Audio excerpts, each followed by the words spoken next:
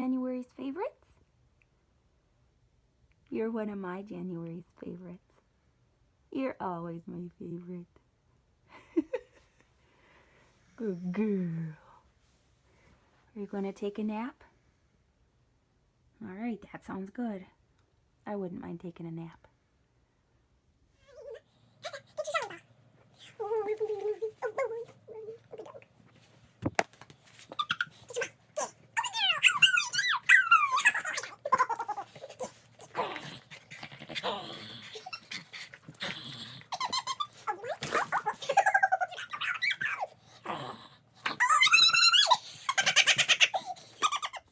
Hey everyone, welcome back to my channel. I am Nicole. This will be the first of a monthly series that I'm going to be doing with my favorites of the preceding month. So today's, since it's early February, will be my favorites from January 2017. So I'm just going to share with you a number of different products in different categories. So the areas that I'm going to be including in this, they may kind of change over time. It really depends, and I might not have things in each category every month. Typically, the favorites are going to include clothing and accessories, personal items and beauty, dog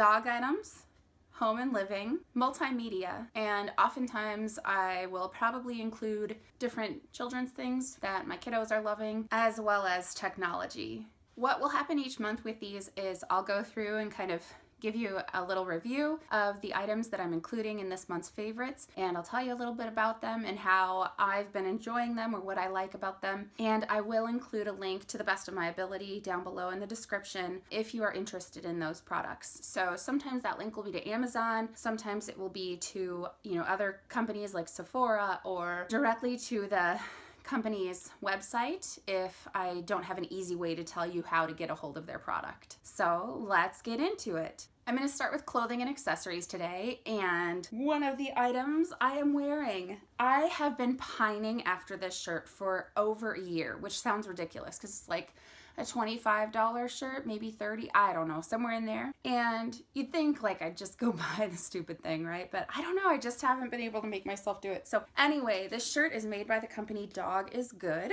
and I have come to adore them. I don't know a great deal about the company and, their history and their philosophy and things like that, but I've been following them on Instagram for quite a while, and just the things that they post in the pictures, like it's evident that the people who make up that company love their animals and love to really encourage that bond between humans and animals. This shirt in particular, a lot of their shirts have different phrases like never walk alone, various phrases related to activities with your dog, things that people do with their dogs. But this one just speaks to me. It says, a dog can change the way you see the world. And as somebody who is visually impaired and uses a guide dog, this is just a really powerful statement to me. And like, not to be all sappy or anything, I mean, it's just a shirt, but but I really love that concept. And the truth is that each of us who works with a guide dog or a service dog, especially someone who's visually impaired or blind, our guide dogs do change the way we see the world. They change the way we feel about ourselves in the world. They change the way that we move about the world and the level of confidence and the kind of grace that we exhibit when we're doing our day-to-day work or just living and being a part of our communities. I don't know, I just love this. And they do have a t-shirt option, and I believe that the t-shirt option is only a black shirt with white print, and they have the long sleeve, which I believe is only a white shirt with black print. I'll link both of those below in the description. Check them out. I'm not sure about this, but it seems to me like they may be moving toward taking this shirt out of their product line. I'm not sure about that, but it just seems like the offering for this is becoming less and less on Amazon and through their direct website. I'll link their direct website below as well, and you can purchase products through their website as well as Amazon. A lot of them are listed on, and I've seen their products also at our local Kowalski's, which is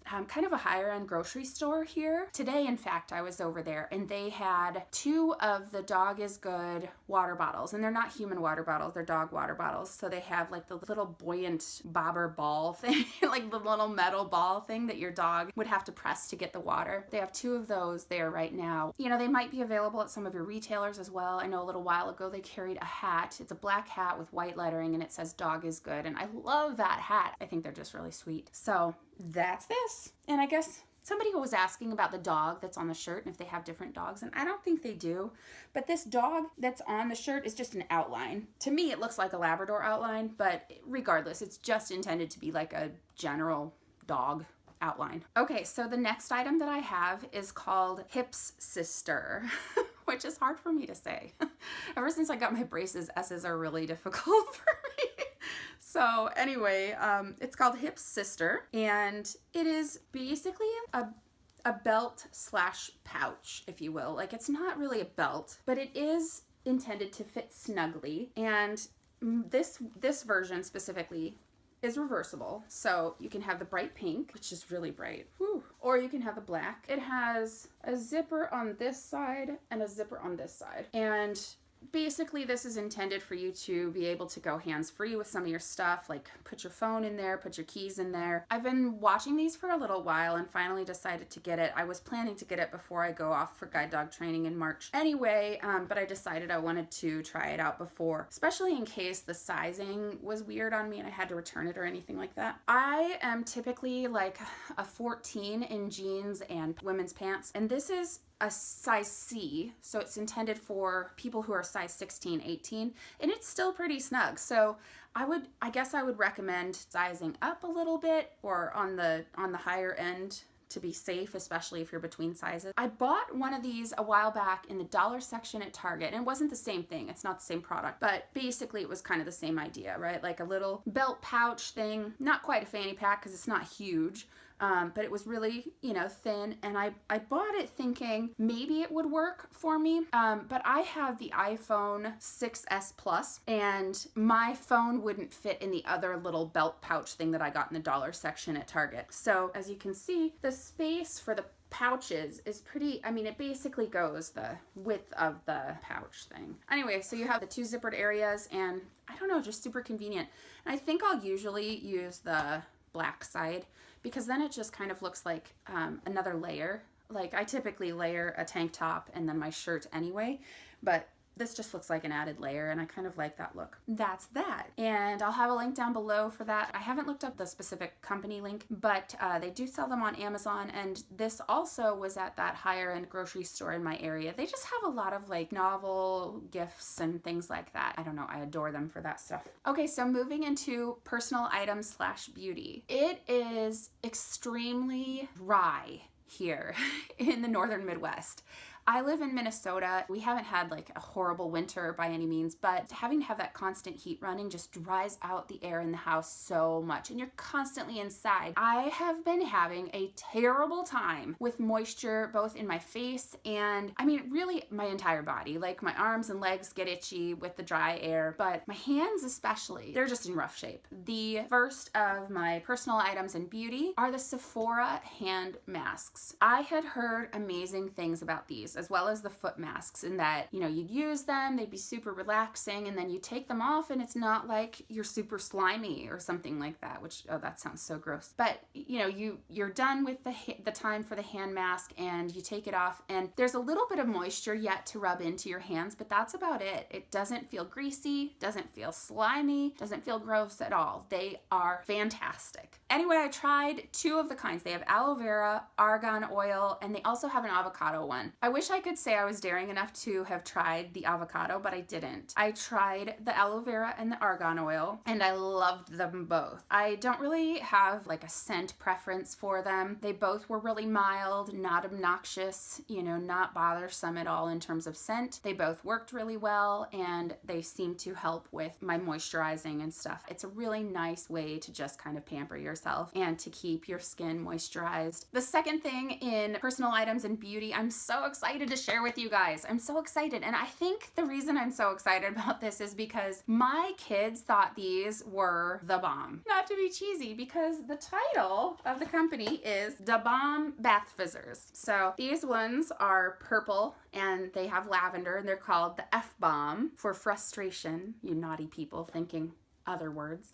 They say each bath fizzer contains a calming message. This one is lavender. I don't remember what my calming message said, but it was basically like a fortune cookie message, and it was just, something inspirational. These ones are a multicolored bin. They basically have all the colors of the rainbow. I think the girls used the blue one Maybe the green one. These are called Amaze Balls. This one says each bath fizzer has a toy surprise inside, and it's mixed fruit smells. The girls haven't used these yet, but this one is the Party Bomb, and it says a pineapple bath fizzer with a surprise inside. And then this one is the Bling Bomb, and it's a blueberry lemongrass bath fizzer with a surprise inside. And it has like little silver specks and sparkles. I don't know if you can even see that. They're really pretty. So here's the really cool thing about these bath bombs. They were created by a couple of local sisters. By local, I just mean the state of Minnesota. And they started this business when they were 10 and 11 years old. If you have watched my other videos, my daughter right now is 11 years old. And so it was really cool to be able to say to her, hey, I got you this cool present today. And get this, they were made by somebody who's the same age as you. Like, how awesome is that? Now the girls are 14 and 15, if I recall correctly. What a cool thing to develop a company and be an entrepreneur that early in your life. They are killing it, by the way. These I initially found at a local kind of cool novelty store that we have called Patina. And then about 2 weeks ago, I actually noticed that our Target had started carrying them. I was so excited. And I'm not kidding you. From the time that I saw them being put out on the shelves, which was actually the first day they had put them on the shelves because they were redoing that entire area, to about 3 days later, they were gone. When I went back to get another one that Evie had wanted because Katie got to try it and Evie didn't, they didn't have that one anymore. You can also get these from their website directly, and I'll link that below. Like I said, I saw them at my local Target, and a friend saw hers at their local Target, which I think is in Washington, and maybe some of your kind of different, unique, novelty type stores as well. Okay, now we get to move on to dogs.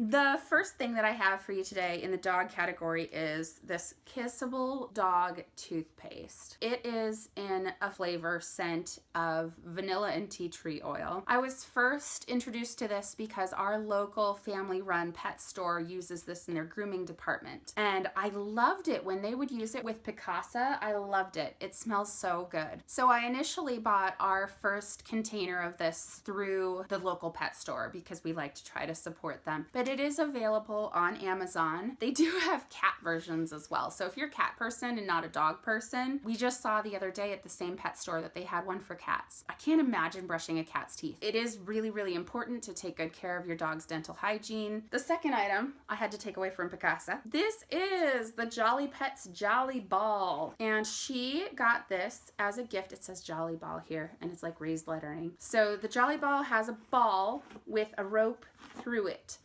And that rope moves up and down. Casa has tried to tug this with us. She's also just carried it around and like laid on it and stuff. She got this as a gift from a friend of ours, and I am not kidding you, for the first like week that she had it, she didn't put it down. She was like, that's my Jolly Ball, huh, Casa? Yeah. And actually when I came in here to film this, she picked it up and started tugging with it, and then she took it to her bed. She's just laying over here on her bed. I would caution to be really, really careful because of the rope part of this toy. Just be cautious and be very careful with anything that has a rope or string part to it that your dog can bite off pieces of, because that can cause an obstruction. What are you doing? Oh, that's lovely. Thank you so much, Casa. Oh boy. Are you okay? It's a glamorous life I lead, folks. Glamorous life.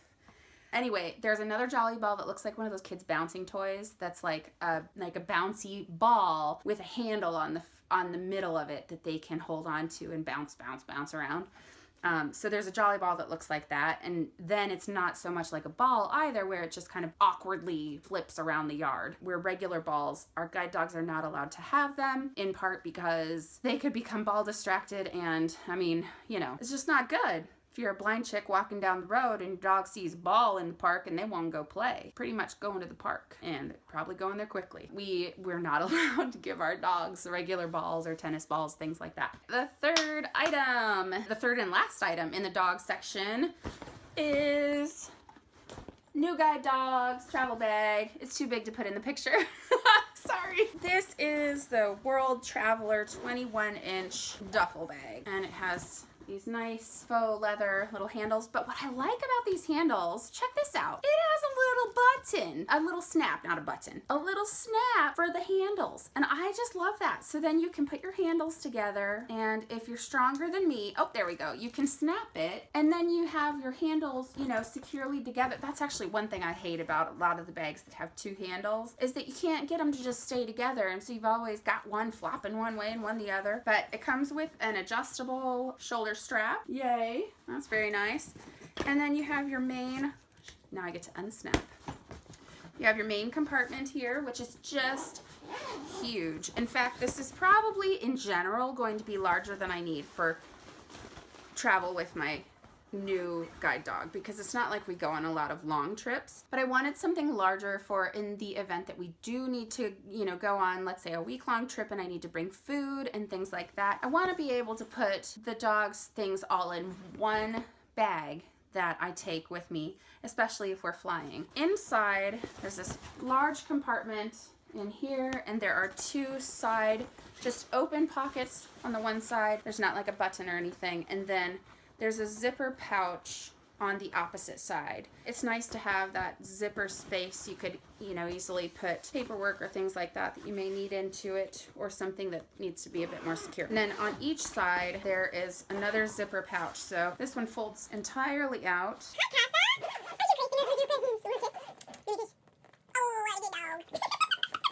All right, so that side zips entirely out.